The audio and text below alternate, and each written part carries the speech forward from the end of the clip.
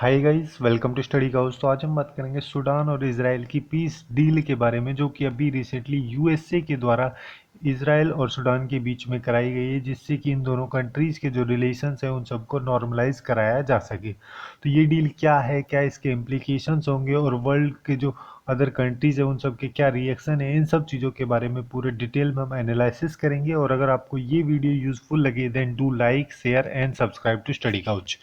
Okay, so let's start. तो एकदम basic से स्टार्ट करते हैं कि अभी रिसेंटली हुआ क्या। तो अभी रिसेंटली यूएससी की हेल्प से जो सूडान और इसराइल, इन दोनों कंट्रीज़ के बीच में एक डील ब्रो कराई गई, जिससे कि इन दोनों कंट्रीज़ को यहाँ पे एग्री किया गया।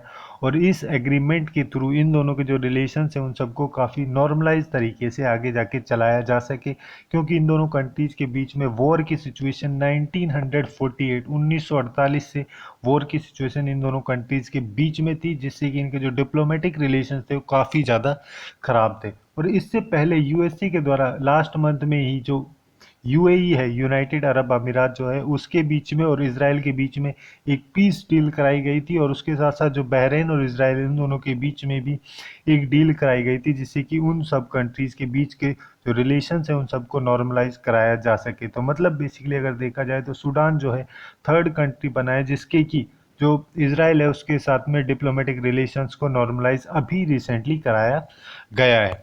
अब यहाँ पे इसको समझने से पहले सूडान वगैरह के बारे में हमें पता होना चाहिए, जैसे कि ये वर्ल्ड मैप है, ठीक है। यहाँ पे नॉर्थ अमेरिका कॉन्टिनेंट है, ये साउथ अमेरिका कॉन्टिनेंट है, यहाँ पे एशिया है और ये अफ्रीका कॉन्टिनेंट है। तो अफ्रीका कॉन्टिनेंट में ये जो रेड शेडेड रीजन जो आपको दिख रहा है, ये है सूडान, ठीक है। और यहीं पे इधर यहाँ वाला जो रीजन है, ठीक है, ये जो ग्रीन कलर में जो आपको रीजन दिख रहा है, यहाँ पे है इसराइल। तो इन दोनों कंट्रीज के बीच में बेसिकली ये डील कराई गई है। अब यहाँ पे अगर हम देखें, जैसे इसराइल जो है, अब ये जो लाइट ग्रीन कलर में आपको ये कंट्रीज दिख रही हैं, ये सारी कंट्रीज वो कंट्रीज हैं जिनके द्वारा इसराइल को रिकॉग्नाइज किया जाता है, ईयर के साथ में यहाँ पे दी गई हैं। जैसे इजिप्ट जो है, इजिप्ट के द्वारा इसराइल को 1979 में रिकॉग्नाइज किया गया था। वहीं पे जो सूडान है उसके द्वारा भी रिसेंटली इसको रिकॉग्नाइज किया गया है। टर्की के द्वारा 1950s में किया गया था। और यहाँ पे जो ये लाइट कलर का जो रीजन है, ठीक है, ये वाला जो रीजन है, ये वो सारी कंट्रीज हैं जो इसराइल को रिकॉग्नाइज नहीं करती, जैसे अल्जीरिया है, लीबिया है, उसके अलावा इराक है, सीरिया है, ईरान है, अफगानिस्तान है, पाकिस्तान है और यमन है, सऊदी अरेबिया। ये सारी कंट्रीज जो हैं इसराइल को रिकॉग्नाइज नहीं करती हैं। जो है उसके अप्रोक्सीमेटली 160 कंट्रीज, 160 कंट्रीज से भी ज़्यादा कंट्रीज के साथ में डिप्लोमेटिक रिलेशंस है। अब यहाँ पे जो ये सूडान और इसराइल के बीच में जो ये डील हुई है, इसमें बेसिकली कई सारी कंडीशंस रखी गई थी। जैसे एक कंडीशन यूएसए के द्वारा ये रखी गई थी कि अगर सूडान इस डील को साइन करता है तो सूडान को जो यूएसए की ब्लैक लिस्ट है वहाँ से हटा दिया जाएगा।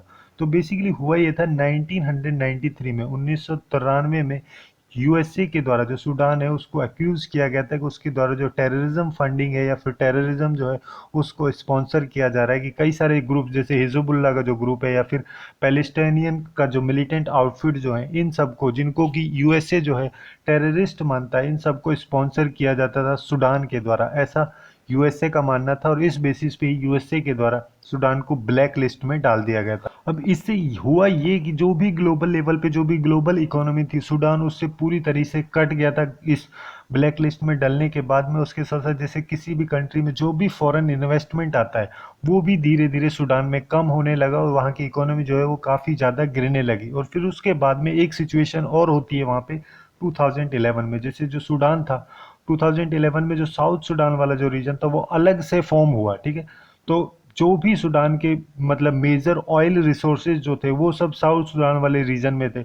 और जब 2011 में साउथ सूडान अलग बन गया तो जो भी इसके मेजर ऑयल रिसोर्सेज थे वो भी इसके हाथ से चले गए थे। तो यहाँ की इकोनॉमी जो थी वो काफ़ी ज़्यादा गिर गई थी। अब यहाँ पे जो यूएसए जिसके द्वारा बोला जा रहा है कि सूडान को उसकी ब्लैक लिस्ट से हटा दिया जाएगा, तो मतलब इसका ये होगा कि जैसे जो भी फॉरेन इन्वेस्टमेंट आता है कंट्री में, जो कि सूडान में नहीं आ रहा था, अब वापस से यहाँ पे आने लगेगा। और इस डील में जो सूडान है उसके द्वारा ये एग्री किया गया कि वो $335 मिलियन का पेमेंट करेंगे कंपेंसेशन के रूप में उन सारे विक्टिम्स को जिनको कि अलकायदा बॉम्बिंग के जो शिकार हुए थे 1998 में, 1998 में, जो यूएसए की एम्बेसीज हैं कीनिया और तंजीनिया में, वहाँ पे अलकायदा के द्वारा बॉम्बिंग की गई थी, तो उसके जो विक्टिम्स हैं उन सब के लिए कंपेंसेशन के रूप में $335 मिलियन का कंपेंसेशन सूडान के द्वारा पेमेंट यहाँ पे किया जाएगा। और ये सारी जो पीस डील हैं, जैसे कि यूएई और इसराइल के बीच की हैं, या फिर बहरीन और इसराइल के बीच की है, या फिर जैसे कि अभी रिसेंटली जो ये सूडान और इसराइल के बीच जो पीस डील हुई है, ये सारी पीस डील ट्रंप के लिए एक फॉरेन पॉलिसी का अचीवमेंट इसको हम मान सकते हैं, जिससे कि जो यूएस के अब इलेक्शन है जो कि नवंबर के स्टार्टिंग मंथ में होने वाले हैं, उन सब के लिए ये काफ़ी ज़्यादा हेल्पफुल होंगे। और अगर हम इसराइल के रेस्पेक्ट में बात करें तो 1967 में 1967 में एक 6 दिन लंबी वॉर हुई थी, जिसमें अरब कंट्रीज एक साइड में थी। तो उन सारी अरब पावर्स के द्वारा एक मीटिंग की गई थी सूडान की कैपिटल खार्टूम में, और वहाँ पे उनके द्वारा एक प्रपोजल रखा गया था, थ्री नोज का प्रपोजल। अब इस थ्री नोज के प्रपोजल में इसका मतलब बेसिकली ये था कि no peace with Israel, no recognition of Israel, no negotiation with Israel. तो ये जो प्लेस था ये 1967 में स्टार्ट किया गया था अरब कंट्रीज के द्वारा। तो अभी बेसिकली जैसे इसराइल के द्वारा कई सारी कंट्रीज के साथ में पीस डील की जा रही है, तो इसराइल का यहाँ पे मेन मोटिव ये है कि जो भी कंट्रीज अफ्रीका कॉन्टिनेंट की कंट्रीज या फिर अरब वर्ल्ड की जो कंट्रीज है जिनके साथ में उनके पुराने रिलेशंस काफ़ी पहले बंद हो गए थे, उन सबको वापस से टाई अप किया जाए।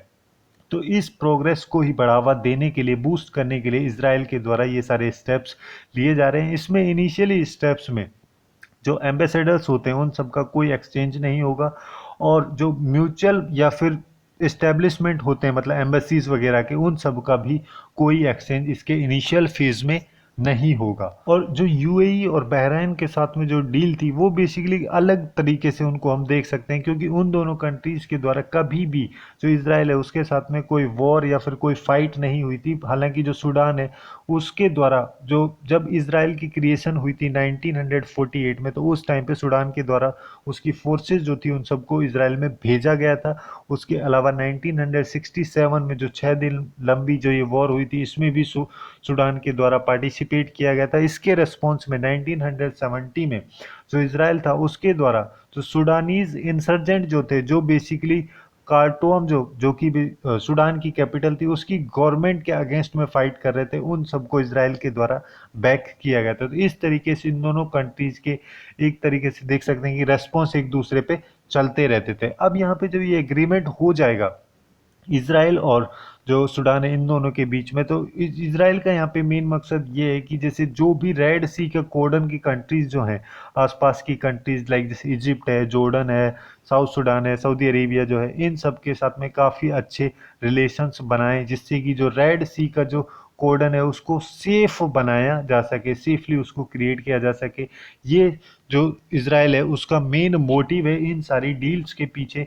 अब यहाँ पे जो अरब कंट्रीज हैं उन सबको ये जो डील है एक तरीके से यूनिफाई कर देंगी, एक समूह के रूप में जो भी अरब कंट्रीज हैं वो एक साथ एक्ट करेंगी, जिससे कि जो उनका कॉमन एडवर्सरीज जो है, कॉमन दुश्मन जो ईरान है उसके अगेंस्ट में।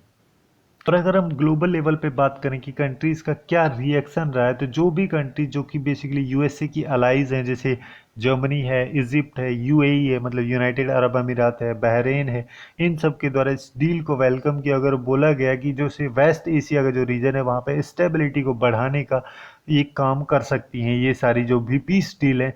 बट वहीं पे जैसे पैलेस्टीनियन लीडर्स का जो ग्रुप है उसके द्वारा स्ट्रांगली इस स्टेप को कंडेम्ड किया गया है। उसके साथ साथ जो जो भी इसराइल के नॉर्मलाइजेशन डील्स की गई हैं यूएई, बहरान और सूडान के साथ में, इन सब को रिजेक्ट यहाँ पे इसके द्वारा किया गया है। तो यही थी कुछ इंपॉर्टेंट इन्फॉर्मेशन सूडान और इसराइल की पीस डील के बारे में। सो आज के लिए बस इतना ही।